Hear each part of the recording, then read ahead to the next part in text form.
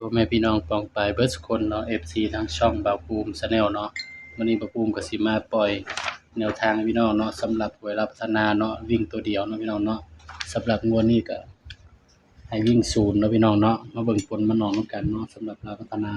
0 2 4 7 9 8วิ่งศูนย์มาอยู่ศูนย์พี่น้องแต่ว่ามัน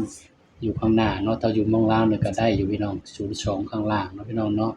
ก็ถือว่าเข้าเนาะพี่น้องเนาะถ้าอยู่เมืองลาวเฮาก็ถือว่าเข้าเนาะมันออกนี่เนาะพี่น้องเมื่อคืนนี่3ตัวเลยนี่798 789นี่เนาะพี่น้องไปกันต่อเนาะเพราะฉะนั้นงวดวันที่23เด้อพี่น้องเด้อบัดนี้สำหรับลาวพัฒนาเนาะตามกันต่องวดวันที่23เนาะสำหรับวิ่งตัวเดียวเนาะพี่น้องนี่คือเลขวิ่งตัวเดียวนะครับเนาะ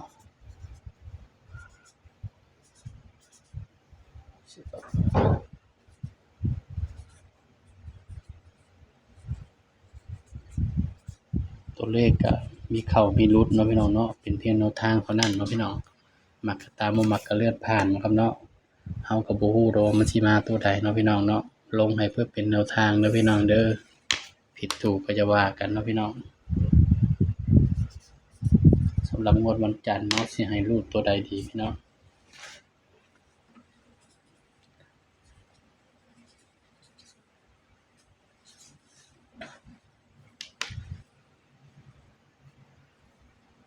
สำหรับ1เนาะงวดวันที่23เนาะพี่น้องเนาะให้รูด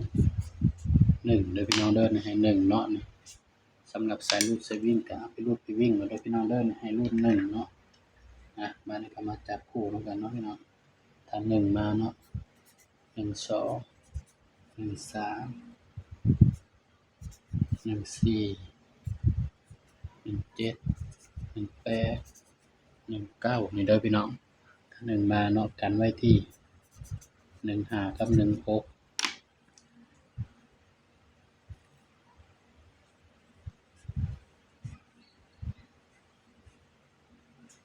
นี่คือตัวหมักเนาะพี่น้องเนาะสำหรับแนวทางลาวพัฒนาเนาะ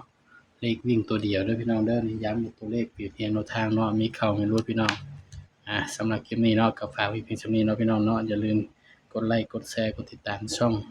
บ่าวภูมิชาแนลให้เด้อพี่น้องเด้อสวัสดีครับ